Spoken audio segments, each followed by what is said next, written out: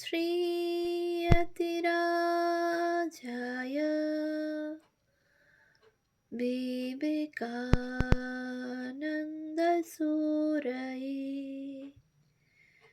सच्चित्सुखस्वरूपाय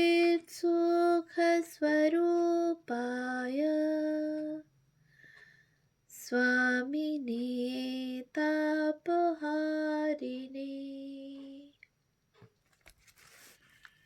পূজনীয় স্বামী গম্ভীরানন্দজি মহারাজের রচনা যুগনায়ক বিবেকানন্দ প্রথম খণ্ড গ্রন্থ থেকে পাঠ।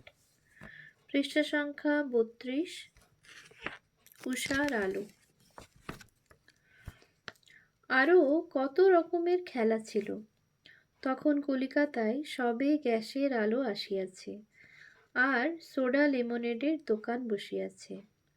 নরেন্দ্র অমনি কলকবজা জোগাড় করিয়া গ্যাসের ও সোডা লেমনেডের কারখানা বসাইলেন।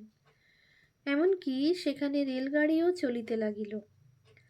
কতকগুলো পুরানো দস্তার নল, মেটে হাঁড়ি ও খড় লইয়া তিনি বাটির উঠানে গ্যাস ঘর নির্মাণ করিলেন। খড় জ্বালাইলেই ধোঁয়া হইত, আর ওই নল বাহিয়া উপরে উঠিত। তখন নরেন্দ্র বিজ্ঞের মতো কোমরে হাত দিয়া গম্ভীর দৃষ্টিতে সব পর্যবেক্ষণ করিতেন, আর স্বীয় আবিষ্কারের সাফল্যে আত্মতৃপ্তি লাভ করিতেন।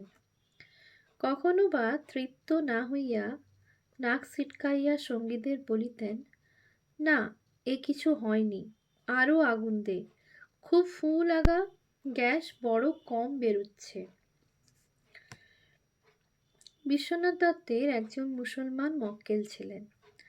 তিনি নরেন্দ্রকে খুব ভালোবাসিতেন।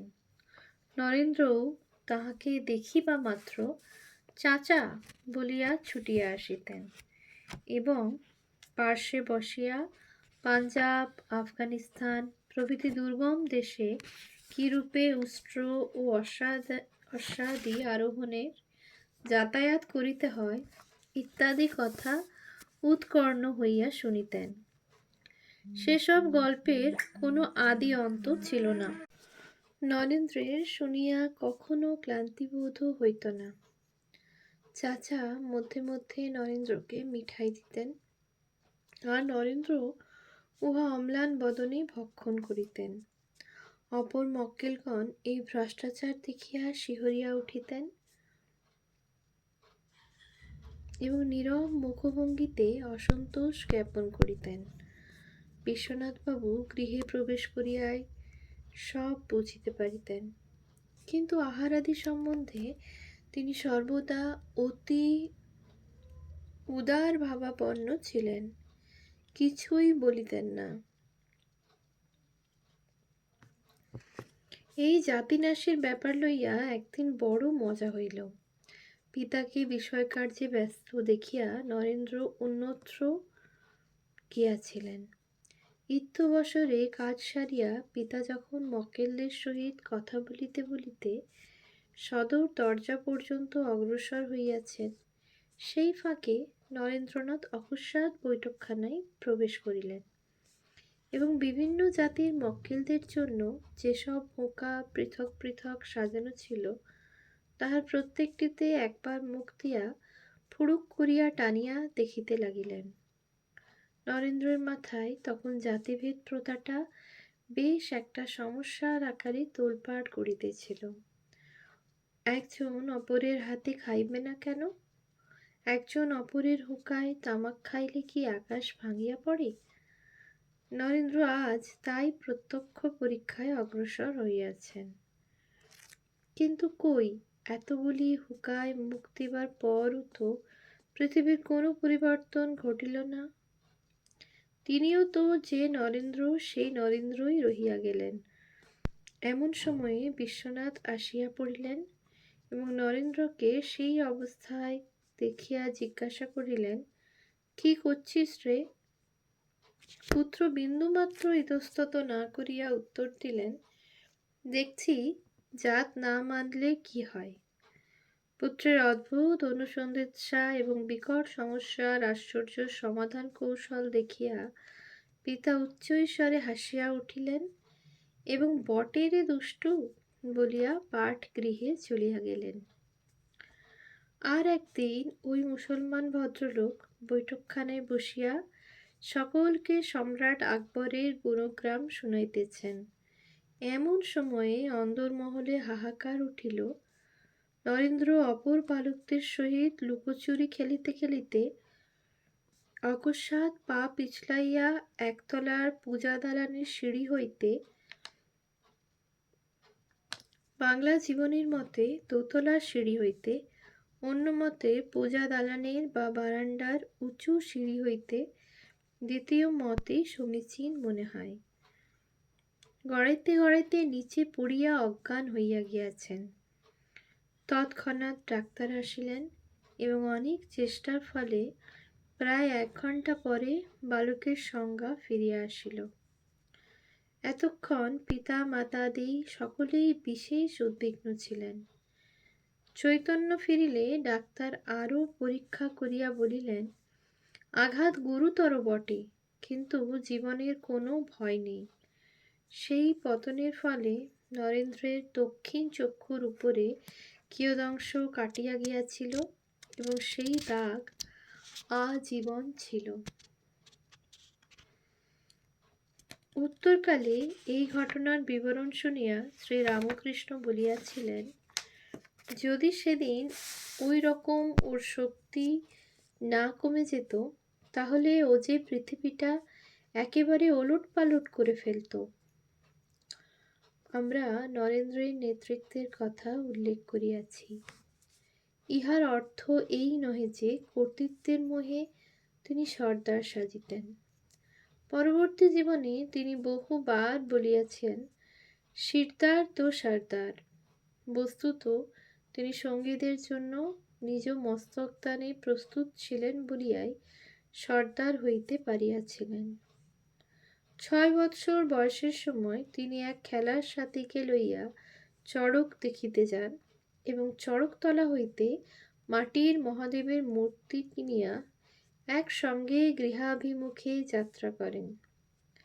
তখন প্রায় অন্ধকার হইয়া আসিতেছে, আর সঙ্গীটি একটু পিছাইয়া পড়িয়াছে। এমন সময় একখানি ঘোড়ার গাড়ি দ্রুত বেগে পশ্চাতে আসিতেছে বুঝিয়া নরেন্দ্র পিছনে তাকাইয়া দেখেন, সঙ্গীটি একেবারে ঘোড়ার পায়ের তলায় পড়ে আর কি। রাস্তার লোক চিৎকার করিয়া উঠিল, গেল গেল, কিন্তু কেহই প্রতিকারের উপায় অবলম্বন করিল না বা করিতে পারিল না। এদিকে নরেন্দ্রনাথ বাম বগলে মহাদেবকে পুরিয়া দিক বিদিক জ্ঞানশূন্য হইয়া ছুটিলেন এবং বালকটিকে সজোরে হাত ধরিয়া টানিয়া আশু বিপদ হইতে বাঁচাইলেন। মুহূর্তে এই অপূর্ব ঘটনা ঘটিয়া গেল এবং উপস্থিত সকলে বালকের সাধুবাদে মুখর হইয়া উঠিলেন। বাংলা জীবনীতে অনুরূপ আর এক ঘটনাকালে নরেন্দ্রনাথ ঠিক এইভাবেই একটি বালক ও তাহার মাতাকে 2 হস্তে রক্ষা করেন বলিয়া উল্লিখিত আছে। নরেন্দ্র সেসবে কান না দিয়া স্বগৃহে ফিরিলেন এবং মায়ের নিকট যেভাবে দৈনন্দিন সব কথা বলিতেন তেমনিভাবে ওই ঘটনাও বলিলেন। মা আদ্যোপান্ত শুনিয়া আশীর্বাদ করিয়া বলিলেন, বাছা, এই তো মানুষের মতো কাজ, সব সময়ই এইরকম মানুষ হবার চেষ্টা করবি। নরেন্দ্র একবার 20-25 জন বালককে লইয়া গড়ের মাঠে কেল্লা দেখিতে যান। তাহাদের মধ্যে একটি বালক পথিমধ্যে অসুস্থ বোধ করিল। অপর বালকেরা উহা কিছুই নয় ভাবিয়া হাসি ঠাট্টা করিতে লাগিল। গন্তব্য পথে আগাইয়া চলিল। নরেন্দ্রনাথও আনন্দে মাতোয়ারা হইয়া চলিতেছিলেন। হঠাৎ ওই বালকের কথা মনে পড়িল এবং দেখিলেন সে ক্রমে দল হইতে পিছাইয়া অবশেষে অবসন্ন দেহে পথপার্শ্বে বসিয়া পড়িয়াছে। তিনি অমনি ফিরিলেন ও বালকের গায়ে হাত দিয়া দেখিলেন সে প্রবল জ্বরে আক্রান্ত, থর থর করিয়া কাঁপিতেছে। অতএব তাহাকে ধরাধরি করিয়া একখানি গাড়িতে চাপাইলেন এবং স্বয়ং বাড়ি পর্যন্ত পৌঁছিয়া দিয়া আসিলেন। 7-8 বৎসরের বালক নরেন্দ্র একদিন কয়েকজন সহপাঠীকে লইয়া নৌকারোহণে চাঁদপাল ঘাট হইতে মেটিয়া বুরুজে লখনৌয়ের নবাব ওয়াজেদ আলী শাহর পশুশালা দেখিতে যান। ফিরিবার সময় একটি বালক অসুস্থ হইয়া নৌকা মধ্যে বমি করিয়া ফেলে। ইহাতে মাঝিরা বিরক্ত হইয়া ছেলেদিগকে উহা স্বহস্তে পরিষ্কার করিতে আদেশ দেয়। ছেলেরা উহা অপর কাহারও দ্বারা পরিষ্কার করাইতে বলে এবং তজ্জন্য দ্বিগুণ ভাড়া দিতে প্রস্তুত হয়। মাঝিরা কিন্তু জেদ ছাড়িল না, বরং তাহাদের কথা অমান্য করার জন্য ছেলেদিগকে গালিগালাজ করিতে লাগিল এবং পাড়ের কাছে আসিয়াও ভয় দেখাইল, কথা না মানিলে নৌকা ভিড়াইবে না। তখন কথা কাটাকাটি মারামারিতে পরিণত হইবার উপক্রম হইল এবং ঘাটের অন্যান্য মাঝিরাও ওই মাঝিদের সহিত যোগ দিল দেখিয়া ছেলেরা কিং কর্তব্য বিমূঢ় হইল। নরেন্দ্র তাহাদের মধ্যে বয়ঃকনিষ্ঠ হইলেও নৌকা ঘুরিবার এক সুযোগে লম্বা লাফ দিয়া তীরে উঠিলেন এবং সহযাত্রীদের উদ্ধারের উপায় আবিষ্কারের জন্য ইতস্তত তাকাইতে লাগিলেন। দেখিলেন পল্টনের 2 গোরা ওই দিকে আসিতেছে। তিনি সাহস ও বিশ্বাস ভরে তাহাদের নিকট গিয়া ভাঙা ভাঙা ইংরেজি ও অঙ্গভঙ্গি দ্বারা নিজেদের বিপদের কথা জানাইলেন। গোরারা আকার ইঙ্গিতে অবস্থাটা বুঝিতে পারিল এবং সুদর্শন ক্ষুদ্র বালকের প্রতি স্নেহ পরবশ হইয়া নিজ ভাষায় বলিল, ঠিক আছে বাচ্চা, তুমি ভেবো না। নরেন তাহাদের হাত ধরিয়া নৌকার দিকে লইয়া চলিলেন। গোরাদের দেখিয়াই মাঝিরা ভীত হইয়া পড়িল এবং তাহাদের আদেশ পাইবা মাত্র নির্বিবাদে ছেলেদের পাড়ে নামাইয়া দিল। নরেন্দ্রের ব্যবহারে সন্তুষ্ট গোরারা তাহাকে থিয়েটারে লইয়া যাইতে চাহিল, কিন্তু তিনি ধন্যবাদ সহকারে সে প্রস্তাব প্রত্যাখ্যান করিয়া সাথীদের সহিত স্বগৃহে ফিরিলেন। নরেন্দ্রনাথের বয়স যখন 12 বৎসর, তখন ইংল্যান্ডের প্রিন্স অফ ওয়েলস, পরে সম্রাট 7ম এডওয়ার্ড ভারত পরিদর্শনে আসেন। সেই বৎসর সিরাপিস নামক ড্রেডনট জাতীয় একখানি বিরাট রণতরী কলিকাতা বন্দরে আসে। নরেন্দ্রের বন্ধুরা ধরিয়া বসিল ওই যুদ্ধজাহাজ দেখিতে হইবে। নরেন্দ্র সম্মত হইয়া সকলের সঙ্গে চলিলেন, কিন্তু জাহাজ দেখিতে হইলে চৌরঙ্গিতে এক সাহেবের অফিসে গিয়া অনুমতি লইতে হইবে। এদিকে ছোট ছেলে দেখিয়া অফিসের দারোয়ান তাহাদিগকে তাচ্ছিল্য করিয়া সরাইয়া দিল, সাহেবের অফিসে যাইতে দিল না। কিন্তু প্রত্যুৎপন্নমতি নরেন্দ্র সহজে দমিবার পাত্র নহেন। তিনি লক্ষ্য করিলেন সকলে সিঁড়ি বাহিয়া দোতলার একখানি ঘরে যাইতেছে এবং অনুমতিপত্র সহ সেখান হইতে বাহির হইতেছে। তাহা হইলে উহাই ওই সাহেবের ঘর। তিনি আরও লক্ষ্য করিলেন দোতলায় যাইবার জন্য বাড়ির পশ্চাৎ দিকে একটি সরু ঘোরানো লোহার সিঁড়ি আছে। তিনি দারোয়ানের অলক্ষ্যে ওই সিঁড়ি বহিয়া উপরে উঠিলেন এবং প্রার্থীদের দলে ভিড়িয়া ক্রমে বড় সাহেবের ঘরে হাজির হইলেন। সাহেব মাথা নিচু করিয়া একদিক হইতে আবেদনপত্র সহি করিতেছিলেন। নরেন্দ্রের পালা আসিলে তিনিও আবেদনপত্রখানি সাহেবের সম্মুখে ধরিলেন এবং সাহেব সহি করিয়া দিলেন। তখন স্মিত মুখে তিনি সম্মুখে সিঁড়ি দিয়া নামিয়া আসিয়া দারোয়ানকে সগর্বে দেখাইলেন তিনিও অনুমতি পাইয়াছেন। অবাক হইয়া হিন্দুস্থানি দারোয়ান জিজ্ঞাসা করিল, তুম कैसा ऊपर गया था? সকৌতুকে নরেন্দ্র বলিলেন, হাম জাদু জানতা, এবং দারোয়ানের প্রতি কুটিল কটাক্ষপাত করিয়া সাথীদের সহিত সানন্দে জাহাজ দেখিতে চলিলেন।